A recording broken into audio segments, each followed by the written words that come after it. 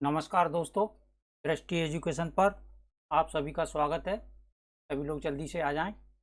आज हम एक स्पेशल क्लास लेकर आए हैं जो कि अलग अलग टॉपिक्स पर आधारित है।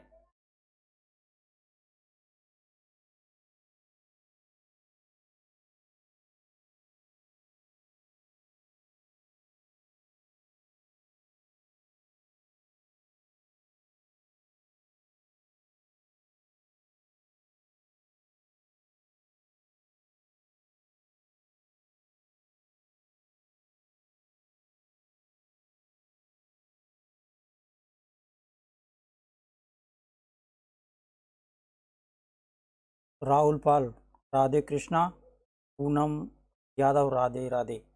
आज के टॉपिक्स काफ़ी इम्पोर्टेंट रहेंगे ये सभी, ठीक है। जिसमें कि स्टेटमेंट वाले जो कथन आते हैं आपके, उन पर आधारित प्रश्नों में इनकी बहुत ही आवश्यकता पड़ती है, ठीक है। तो एक एक पॉइंट हम देखेंगे। सबसे पहले देखते हैं, टॉपिक है हमारा ब्रेल लिपि। ब्रेल लिपि के अलग अलग कथन वाले प्रश्न अक्सर एग्जाम में आ जाते हैं, तो उसी पर आधारित है ये हमारा आज का टॉपिक। जो लोग देख नहीं सकते उनके पढ़ने का एक खास तरीका होता है। ये तरीका क्या कहलाता है? ब्रेल ब्रेल कहलाता है, ठीक है। जो दृष्टिहीन लोग होते हैं उनको देखने के लिए एक खास लिपि तैयार की गई थी जिसे ब्रेल कहा जाता है। ब्रेल एक मोटे कागज पर एक नुकीले औजार से बिंदु बनाकर लिखा जाता है, ठीक है। नुकीले औजार की इसमें आवश्यकता पड़ती है। ब्रेल कागज पर हाथ फेर कर पढ़ा जाता है और उस पर क्या लिखा है ये पढ़ा जाता है, ठीक है। लुई ब्रेल किस देश के निवासी थे? तो ये फ्रांस के निवासी थे। इन्होंने ही ब्रेल लिपि का आविष्कार किया था, ठीक है, खोज की थी। ध्यान रखें सभी लोग। इस लिपि में मोटे कागज पर उभरे हुए बिंदु बने होते हैं। उभरे होने के कारण इन्हें छूकर पढ़ा जाता है। ये सभी स्टेटमेंट आ जाते हैं, ABCD प्रकार के स्टेटमेंट रहते हैं। उनमें से आपको कुछ गलत दिए जाते हैं और कुछ सही। तो न्यू पैटर्न में अक्सर इसी तरह के प्रश्न पूछे जाएंगे, ठीक है। यह लिपि 6 बिंदुओं पर आधारित होती है। कितने बिंदुओं पर? 6 पर। ध्यान रखें। ब्रेल लिपि अब कंप्यूटर पर भी लिखी जाती है, ठीक है। इस नए डिवाइस पर भी ये लिखी जाने लगी है। ब्रेल लिपि की जानकारी देते समय बच्चों को वास्तविक ब्रेल शीट दिखाना अच्छा रहता है। तो ये मेन पॉइंट थे ब्रेल से। आशा है आपको समझ में आ गए होंगे। और घरों पर भी एग्जाम में एक प्रश्न आता है, ठीक है। घरों की क्या विशेषताएं होती हैं, इस पर एक प्रश्न एग्जाम में आता ही आता है। तो असम के घर किस प्रकार के होते हैं ये देख लेते हैं। ये भी कथन वालों जो स्टेटमेंट आते हैं उनमें आ जाते हैं। असम में बहुत बारिश होती है, ठीक है। असम में घर जमीन से लगभग 10 से 12 फुट, ठीक है, 10 से 12 फुट ऊंचे बने होते हैं, ठीक है। इन्हें मजबूत बांस के खंभों पर बनाया जाता है। बांस के खंभे यहाँ पर आएंगे तो आपका ध्यान रखें, असम है ये घर अंदर से लकड़ी के ही बने होते हैं, ठीक है। ये हो गई आपकी असम के घरों की विशेषताएं। अब आप देख लेते हैं मनाली में किस प्रकार के घर होते हैं, ठीक है। इनकी विशेषताएं हैं। मनाली एक पहाड़ी इलाका है ये, ठीक है। यहाँ भी बारिश बहुत होती है और बर्फ़ भी पड़ती है। बारिश के साथ यहाँ पर बर्फ़ भी पड़ती है। जब ठंड ज़्यादा हो जाती है तो लोग धूप में बैठना पसंद करते हैं। और मनाली में मकान किसके बने होते हैं? पत्थर या लकड़ी के बने होते हैं। ध्यान रखें, मनाली के पत्थरों की ये विशेषता है, पत्थर या लकड़ी के घर यहाँ पर बने होते हैं। और ये एक इम्पॉर्टेंट है, इसको देख लें अच्छे। राजस्थान के घर किस प्रकार के होते हैं? ये कई बार एग्जाम में आ जाता है। राजस्थान में बारिश बहुत कम होती है। क्यों कम होती है? क्योंकि ये रेगिस्तानी इलाका है, बहुत गर्मी पड़ती है यहाँ पर, ठीक है। ध्यान रखें। राजस्थान में लोग मिट्टी के घरों में रहते हैं, ठीक है। यहाँ की घरों की दीवारें कैसी होती हैं? मोटी होती हैं, ये भी ध्यान रखें। दीवारों को मिट्टी से लीप पोत कर सुंदर बनाया जाता है, ठीक है। और घरों की छत कैसी होती है? कटीली झाड़ियों से बनी होती है। ये काफ़ी इम्पोर्टेंट है, एग्जाम में आ सकता है। और यही राजस्थान से संबंधित एक टॉपिक है टाँका। टांका क्या होता है, राजस्थान में लोग टांका बनाकर बारिश का पानी इकट्ठा करते हैं इसमें, ठीक है। आंगन में गड्ढा बनाकर उसे पक्का करके टांका बनाया जाता है, ठीक है। राजस्थान में टांके को ढक्कन से बंद रखते हैं। टांके के लिए घर की छत को कैसा बनाया जाता है, ढलवा बना देते हैं इससे, जिससे कि पानी नीचे आ जाए, जिससे छत पर गिरा बारिश का पानी नाली के द्वारा नीचे टांका में एक इकट्ठा हो सके। छत की नाली पर जाली लगा दी जाती है, जिससे कि कूड़ा कचरा टांके में ना जा सके, ठीक है। ध्यान रखें, काफ़ी इम्पोर्टेंट है। रिया चौधरी, दीपिका वर्मा, रिया दीप सक्सेना, मयंक रघुवंशी, रवि शर्मा, तलुका कुमारी, राजकुमार पांडे। तो ये काफ़ी इम्पोर्टेंट पॉइंट्स थे। अब अगला देख लेते हैं टॉपिक कौन सा आता है। हाथी के बारे में तो सभी को पता होगा, कई बार हमने पढ़ा दिया है, फिर भी एक बार रिवीजन करा देते हैं आपका। एक बड़ा हाथी एक दिन में कितने किलोग्राम से ज़्यादा पत्ते और झाड़ियाँ खा लेता है, 100, ठीक है, केजी के, या 1 कुंटल। अगला है हाथी बहुत कम आराम करता है, ठीक है। यह एक दिन में कितने घंटे सोता है, 2 से 4 घंटे सोता है ये, ठीक है। ये टॉपिक काफ़ी इंपॉर्टेंट है, ध्यान रखें। हाथी को पानी और कीचड़ में खेलना बहुत भाता है, इससे उसके शरीर को ठंडक मिलती है। हाथी के कान भी पंख की तरह होते हैं, गर्मी लगने पर हाथी अपने कान हिलाकर हवा करता है, ठीक है। ये काफ़ी इंपॉर्टेंट है। 3 महीने के हाथी का वजन होता है 200 किलोग्राम, ठीक है। 200 किलोग्राम इसका वजन होता है, 2 कुंटल। और हाथियों के झुंड में केवल हथनियाँ और बच्चे ही रहते हैं, इसमें हाथी नहीं रहते हैं। झुंड में सिर्फ हथनियाँ और बच्चे ही शामिल होते हैं। झुंड की सबसे बुजुर्ग हथनी जो होती है वो पूरे झुंड की नेता होती है और वही सारे फैसले लेती है, ध्यान रखें। झुंड की जो सबसे बुजुर्ग हथनी होती है वो पूरे झुंड की नेता होती है।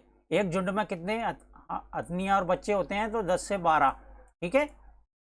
10 से 12 हथनियाँ और बच्चे होते हैं, इसमें हाथी नहीं होते हैं, ठीक है।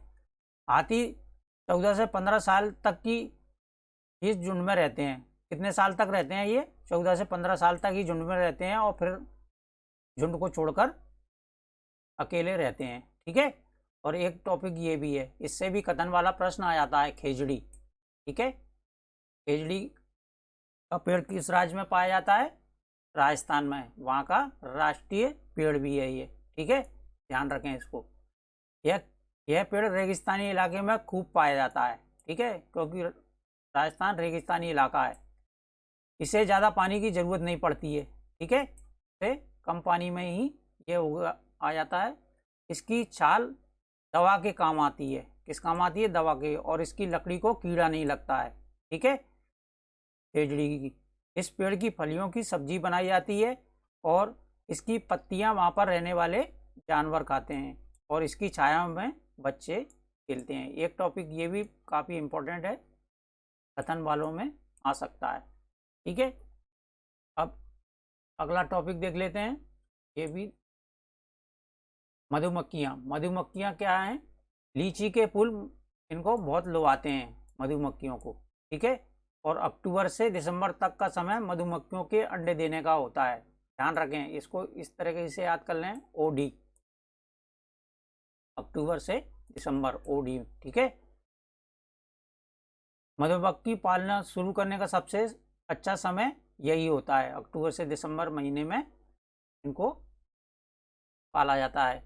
मधुमक्खी पालने के लिए किस चीज़ की ज़रूरत पड़ती है, बक्से की, चीनी और छत्ते को साफ करने के लिए दवाइयों की ज़रूरत पड़ती है, ठीक है। लीची के फूल कब खिलते हैं, ये फरवरी में, अच्छे से देख लें। हर छत्ते में एक रानी मक्खी होती है और जो अंडे देती है, रानी मक्खी अंडे देती है। और छत्ते में कुछ नर मक्खी भी होती हैं, लेकिन ये कोई काम नहीं करती हैं, ध्यान रखें। छत्ते में बहुत सारी काम करने वाली मक्खी होती हैं, जिन्हें श्रमिक मक्खी कहा जाता है, ठीक है। यह दिन भर काम करती रहती हैं, शहद के फूलों का रस ढूंढती हैं। जब किसी मक्खी को रस मिल जाता है तो वह एक तरह का नाच करती हैं, जिससे दूसरी मक्खियों को पता चल जाता है। वे रस से शहद बनाती हैं। छत्ता बनाने का काम भी इन्हीं का होता है, श्रमिक मक्खियों का, और बच्चों को पालना भी होता है, ठीक है। ये नहीं हो तो ना तो छत्ता बने और ना ही शहद इकट्ठा हो। ठीक है, ये काफ़ी इंपॉर्टेंट है। श्रमिक मक्खी, शहद के बिना छत्ते की सारी मधुमक्खियाँ भूखी ही रह जाती हैं। नर मक्खी छत्ते के लिए कुछ खास काम नहीं करते हैं, ये काफ़ी इंपॉर्टेंट है, कई बार आ जाता है। मधुमक्खियों की तरह ही चींटियाँ भी मिलजुल कर रहती हैं। चींटियाँ हुई, दीमक हुई, ये सब समूह में रहते हैं। ठीक है, और अगला टॉपिक है रेल टिकट की जानकारियाँ। क्या क्या जानकारियाँ रेल टिकट पर दी जाती हैं? तो इसमें रहता है ट्रेन का नंबर रहता है, सफ़र शुरू होने की तारीख दी जाती है, डेट दी जाती है, बर्थ का नंबर दिया जाता है, किराया दिया जाता है, ट्रेन किस स्टेशन पर किस समय पहुंचेगी ये भी दिया जाता है, किस समय स्टेशन छोड़ेगी और कितनी दूरी तय करेगी आदि सभी जानकारियाँ इस पर दी जाती हैं। ठीक है, लाइक शेयर जरूर करें सभी लोग। राजकमल पांडे, बनीता कनौजिया।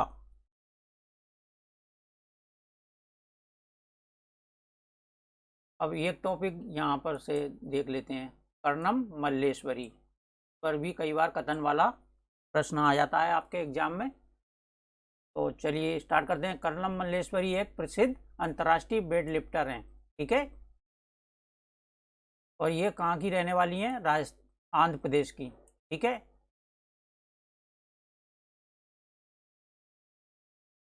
आंध्र प्रदेश की। इनके पापा पुलिस में हवलदार हैं और जब ये 12 साल की थी तभी से वजन उठाने का अभ्यास किया था इन्हें। ठीक है, अब वे एक बार में 130 किलोग्राम तक वजन उठा लेती हैं।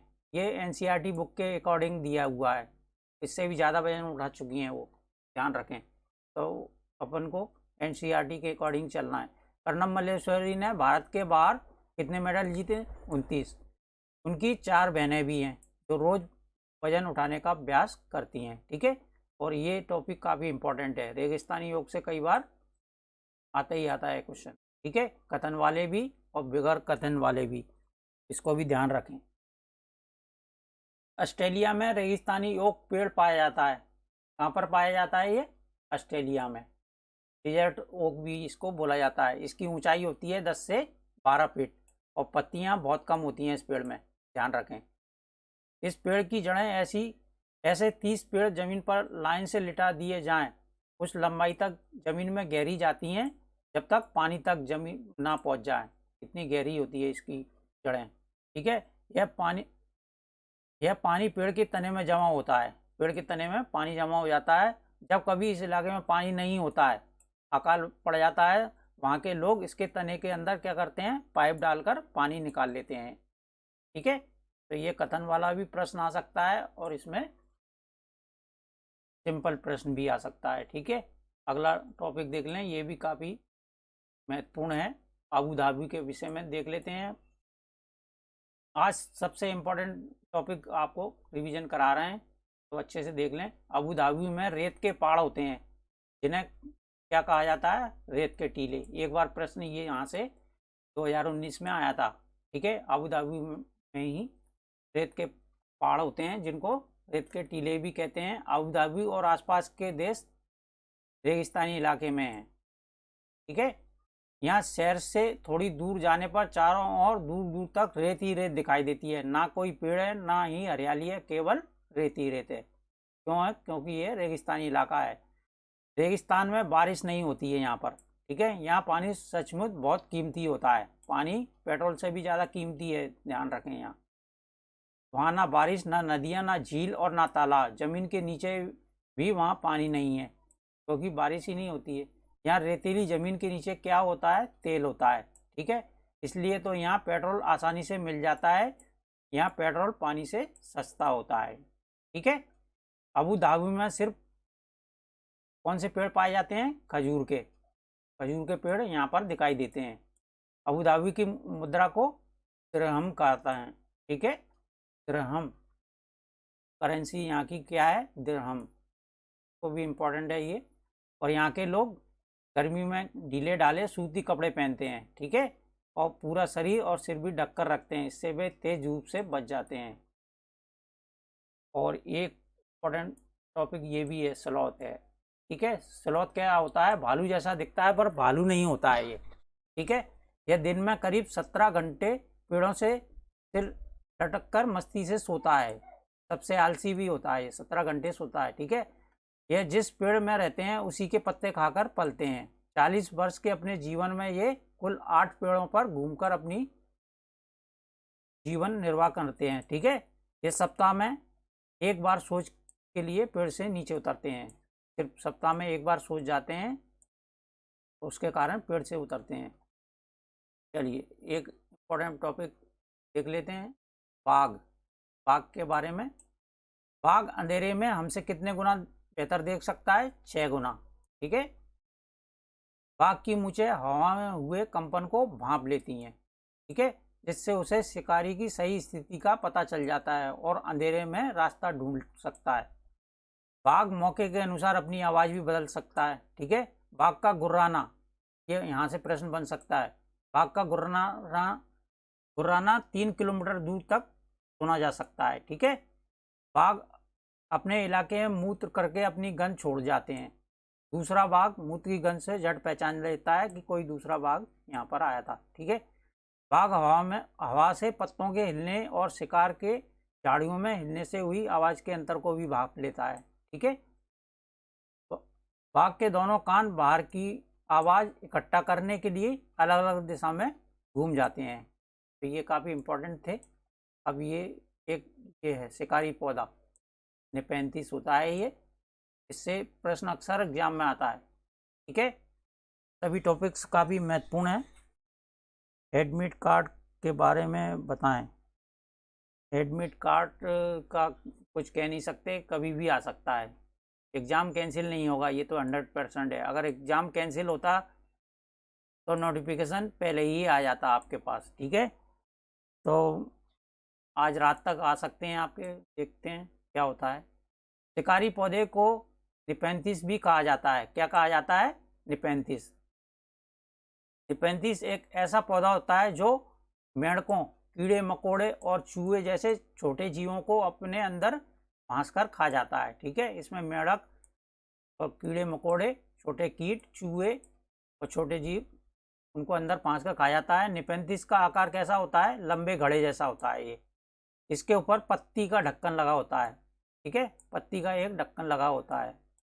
यह विशेष गंध के कीड़ों को आकर्षित करके शिकार करता है।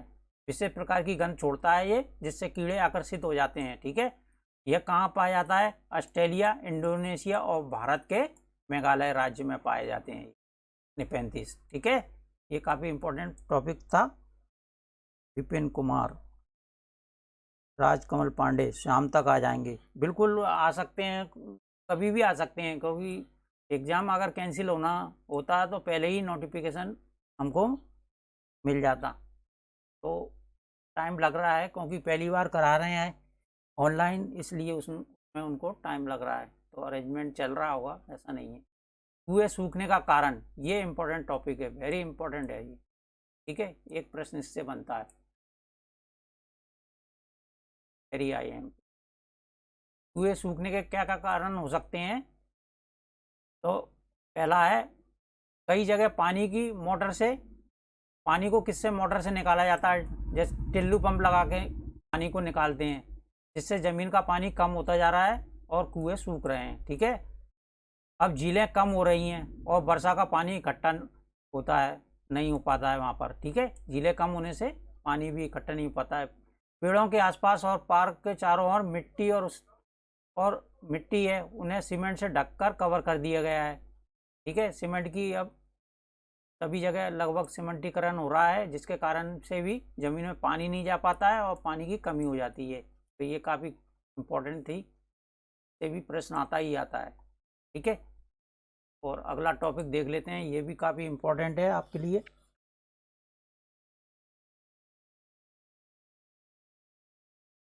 ग्रुप लीडर की जिम्मेदारी। ग्रुप लीडर की क्या क्या जिम्मेदारी होती है, ये देख लें। दूसरों का सामान उठाने में मदद करते हैं ये लोग, ठीक है। दूसरे को आगे बढ़ने और स्वयं अंत में जाते हैं, ठीक है। जो ठीक से चढ़ नहीं पाते उनकी सहायता करना, ये भी एक ग्रुप लीडर की जिम्मेदारी होती है। रुकने और आराम करने के लिए अच्छी जगह ढूंढना भी इनकी जिम्मेदारी है। जो बीमार हैं उनकी देखभाल करना भी इनकी जिम्मेदारी है। समूह के लिए खाने पीने और सोने के लिए इंतजाम करना भी इनकी जिम्मेदारी है। सबसे महत्वपूर्ण चीज़, हमेशा सज़ा के लिए तैयार, अगर गलती की है या नहीं की है तो भी सज़ा भुगतने के लिए तैयार रहना, ये काफ़ी इम्पोर्टेंट था। अगला टॉपिक है सुनीता के अनुभव। सुनीता विलियम्स कौन थी? भारतीय मूल की दूसरी अंतरिक्ष यात्री थी ये, ठीक है। सबसे अधिक समय इन्होंने अंतरिक्ष में बिताया था। इस पर एक प्रश्न आ जाता है, तो इसमें है स्पेस में वहाँ एक जगह टिक कर बैठ नहीं पाते थे। सुनीता के अनुभव हैं ये, ठीक है। क्यों नहीं बैठ पाते थे? क्योंकि वहाँ पर गुरुत्व का अनुभव नहीं होता है, गुरुत्वाकर्षण जो बल है उसका अनुभव वहाँ पर नहीं होता है। स्पेसशिप में एक जगह से दूसरी जगह लोग तैरते रहते थे, ठीक है। पानी तक नहीं रुकता था, पानी क्या है, बुलबुले बनकर तैरा करता था। चेहरा या हाथ मुंह धोने के लिए बुलबुलों को पकड़ना पड़ता था तथा कपड़ा गीला करना पड़ता था। वहाँ कंघी करने की जरूरत नहीं पड़ती थी क्योंकि बाल हमेशा खड़े रहते थे, ठीक है। गुरुत्व के कारण कंघी करने की जरूरत नहीं पड़ती थी, ठीक है। वहाँ तैर नहीं सकते थे और तैरने की आदत सी हो गई थी। एक जगह पर रुकने के लिए खुद को चिपकाना पड़ता था, ठीक है। चलिए अगला नेक्स्ट देख लेते हैं। एक ये भी है, लद्दाख के घर कैसे होते हैं, ये भी देख लें। ये भी काफ़ी इम्पोर्टेंट है। लद्दाख में बहुत कम बारिश होती है, ठीक है। ठंडा रेगिस्तान भी लद्दाख में ही पाया जाता है, ठीक है। लद्दाख में लकड़ी के घर होते हैं। किस प्रकार के घर होते हैं? लकड़ी के घर होते हैं। और छतें कैसी होती हैं? ढाल वाली छतें, और बर्फ़ से ढके होते हैं ये घर। 2 मंजिले के होते हैं यहाँ पर, ठीक है। 2 मंजिल वाले घर बने हुए होते हैं। घर पत्थरों से भी बने होते हैं, लकड़ी के भी घर होते हैं और यहाँ पर पत्थरों से भी बने होते हैं, 2 मंजिले वाले। दीवारों पर मिट्टी और चूने की पुताई की जाती है, मिट्टी और चूने की पुताई की जाती है। यह घर अंदर से छप्पर की तरह दिखाई देता है। इसमें लकड़ियों की सीढ़ियों का प्रयोग किया जाता है। नीचे की मंजिल किनके लिए रहती है? जानवरों के लिए रखते हैं ये लोग, ठीक है। ज़्यादा सर्दी में नीचे की मंजिल में आ जाते हैं, और नीचे की मंजिल में खिड़की नहीं होती है, ये काफ़ी इंपॉर्टेंट है। नीचे की जो मंजिल होती है उसमें खिड़की नहीं होती है। और पेड़ों के मोटे तने छत को मजबूत बनाने में इस्तेमाल किए जाते हैं। तो यहाँ से एक प्रश्न अक्सर एग्जाम में आता है, ठीक है, ध्यान रखें। जम्मू कश्मीर में तो ये अब तो लद्दाख लद्दाख और जम्मू कश्मीर अलग अलग हो गया है, ये ध्यान रखना। इसका लद्दाख के घर बोला गया है इसको, ठीक है। और जम्मू कश्मीर में भी सेम इसी प्रकार के घर पाए जाते हैं। अब ये एक टॉपिक है झूम खेती, स्थानांतरित खेती जिसको कहते हैं हम। कहाँ पर होती है ये? मिजोरम राज्य में होती है, ठीक है। पूर्ववर्ती राज्यों में होती है, वैसे हमारे एनसीईआरटी में ये मिजोरम राज्य में दर्शाई गई है, ठीक है। मेघालय में भी होती है। तो झूम खेती का तरीका कैसा होता है? निराला होता है। एक फसल कटने के बाद जमीन को कुछ साल तक ऐसे ही छोड़ देते हैं, आराम करने देते हैं उसको, उसमें खेती नहीं की जाती, ठीक है। कुछ सालों के लिए ऐसे ही छोड़ दिया जाता है। वहाँ जो बांस या जंगल उग आता है उसे उखाड़ते नहीं हैं, उसको बस गिराकर जला देते हैं। यह राख जमीन में खाद का काम करती है। राख जो बनती है उससे खाद का काम लिया जाता है। यह जमीन तैयार हो जाती है तो जमीन को जोता नहीं जाता। जब जमीन तैयार हो जाती है तो उसको जोतते नहीं हैं, ठीक है। मिट्टी को हल्के से हिलाकर बीज छिड़क देते हैं, बस। क्या करते हैं? मिट्टी को जोतते नहीं हैं, मिट्टी को हिलाकर बीज छिड़क देते हैं। एक ही खेत में अलग अलग तरह की बीज जैसे मकई, सब्जी, मिर्च और चावल बोए जाते हैं, ठीक है। फसल के समय भी अनचाही घास और पौधों को उखाड़ते नहीं हैं। क्या करते हैं? उनको गिरा देते हैं ताकि वे ज़मीन की मिट्टी में मिल जाएं, जिससे ज़मीन उपजाऊ बन जाए, ठीक है। और देख लेते हैं, बस आज के लिए इतना ही टॉपिक थे। तो क्लास कैसी लगी ज़रूर बताएं, ठीक है। एडमिट कार्ड आपका आज आज नहीं तो कल मिल ही जाएगा। आप अपनी तैयारी जारी रखें, ठीक है। कभी भी आ सकता है एडमिट कार्ड की चिंता ना करें और अपनी तैयारी रखें। तो नमस्कार सभी को, शेयर और लाइक ज़रूर करें। रात में एक आपकी क्लास और रहेगी। तो तब तक के लिए धन्यवाद सभी को। नमस्कार।